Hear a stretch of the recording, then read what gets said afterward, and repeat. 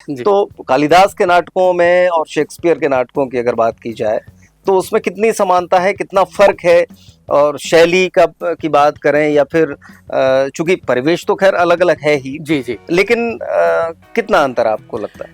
कालिदास की रचना जब लिखते हैं तो कालिदास कहते हैं वागर्थ विवि संपृक्तो वागर्थ प्रतिपत्ते जगतः पितरौ वंदे पार्वती परमेश्वरौ। उनका फोनेटिक्स देखिए, उनकी कलात्मकता देखिए, कंपेयर कुछ नहीं है।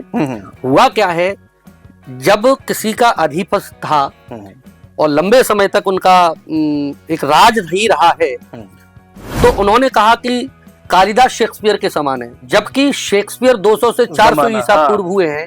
एक कहा मतलब किसी का कंपेयर नहीं, मैं शेक्सपियर को भी कम नहीं आंक रहा हूं। शेक्सपियर की अपनी परंपरा है, शेक्सपियर का अपना एक दृष्टिकोण है, लेकिन कालिदास कालिदास है।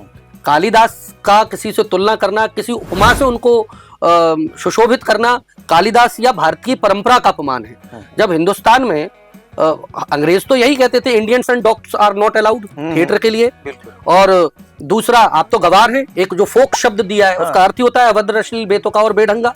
तो आप तो सपेरों का खेल करते हैं, कुत्ते बिल्ली ये सब कर रहे हैं। तो भारत के लिए तो उनकी यह अप्रोच थी। देख, जब सर विलियम जोन ने अभिज्ञान शाकुंतलम कलकत्ता की लाइब्रेरी से पढ़ा और उसके बाद अनुवाद किया, वो भाषाविद था, 14 प्रकार की भाषा, अंग्रेजी कह रहे हैं, ये भी इंडियन ने नहीं किया किसी ने।